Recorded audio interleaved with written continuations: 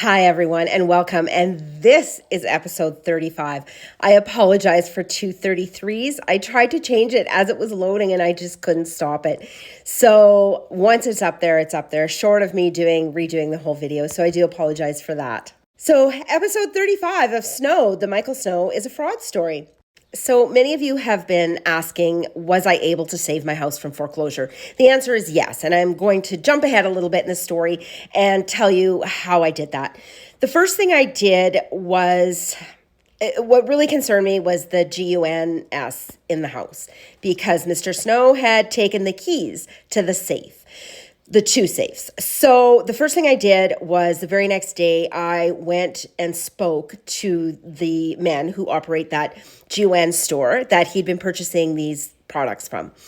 And I explained to them the story, and Denise came with me. She literally held my hand while I cried and,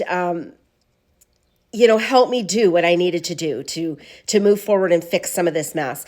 So my boys loaded up the safes in a truck and drove it into the place where they broke in. And I asked them to please just make me an offer on everything that was in those safes, deal with the rest of it, and I needed to move forward. And that's what they did. So right away, those were out of my house because I was very concerned that he had the key for those and he knew exactly where they were located. And it was just too much of I was just too nervous about the whole thing. So they had to go out of the house. So with that gone, I was able to buy groceries. I was able to buy dog food. I was able to pay a few bills, get a little bit ahead, which is not saying much. I mean, that certainly did not save my house because it was far more money than I needed. So what I had to do was basically hang on for 1 month because I had one last investment that I couldn't take out until I turned 55. So I went to the bank and got that all set up. So the day I turned 55, everything was signed. All that needed to be done was the paperwork needed to be sent in. So with that investment pulled, I was able to save my house. And because of the extreme guilt I felt for bringing Mr. Snow into this person's life that had started a trucking company with him and was now left in extreme debt, I paid some of that debt. This investment did not cover all of that by any stretch of the imagination. The next thing I had to do was declare bankruptcy. I'm now dealing with things I've never had to deal with in my entire life and never ever thought I would. So that was the next step, and that was really, really difficult to navigate. I never ever thought that those words would come out of my mouth. The next thing that was extremely hard for me to do, and I had to do it because my knee was so bad. I was now on a surgical waiting list waiting for a complete knee replacement. I was in so much pain and popping so many drugs every day just to get through the day that I really could no longer work. I had to apply for social assistance. I'd never done that before. That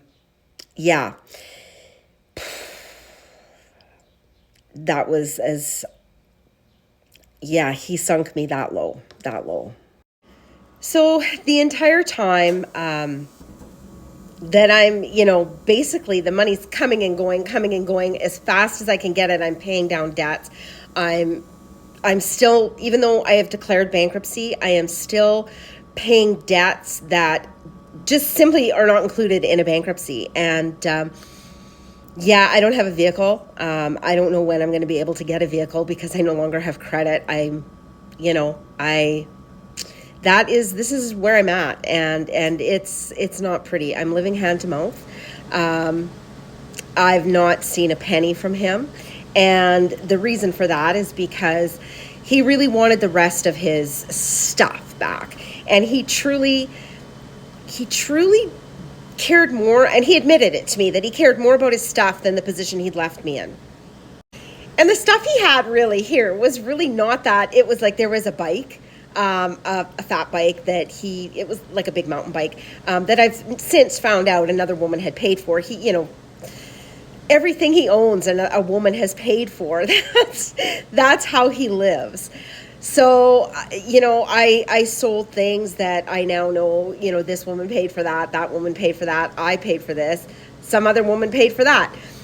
At any rate, what I did still have that he really wanted back was a box of letters. So you can see here, this is a box that he had in my basement, and I never really thought too much of it. He just told me that it was his whole life. It was letters from his parents, his grandparents, cards from, his childhood, pictures that his children had drawn for him, just his whole life, all those things those mementos that come with life. As we were moving him out, I said to my son-in-law, please just set that aside. I no longer owe him anything. I'd like to see what was in that box. And lo and behold, just when you think this story can't get any weirder, it does. What that box actually contained was letters that women were writing to him while he was in prison the first time. And I'm just going to read you a few of the names that I've come across. There's Lindsay, Janine, Cammie, Sharon, Lena, Trish, Donna, Stacy, Colleen, Kelly, Crystal, Allie, Sharon, Marilyn, and I'm sure there's more. I just wrote that down quickly this morning so I could do this TikTok. So I called Denise and I said, I need you to see something here. So she came over, we opened a bottle of wine, and we proceeded to read these letters, the entire box. And let me just show you. Yeah, he kept this is just a small portion. This is just a tiny, tiny portion of the letters that were in that box.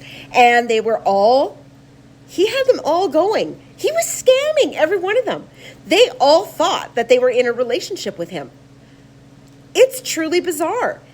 Truly, all while he was writing letters to Julie, his ex-wife, I guess they were supposed to be together at the time, I'm not sure, telling her how much of a better man he's going to be, and a better father and a better husband, and what a wonderful life they're going to have moving forward, because he'd learned so much in therapy in prison.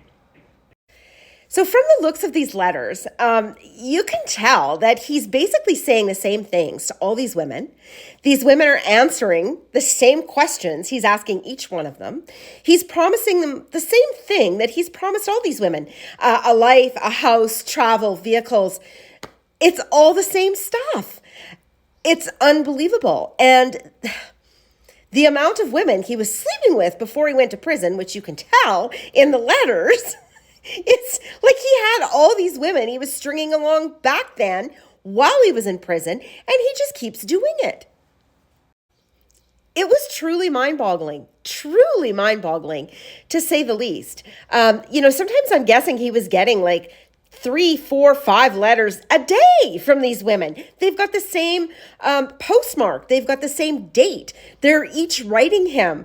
And he's calling these women from prison because these women are saying, thank you for the phone call, honey.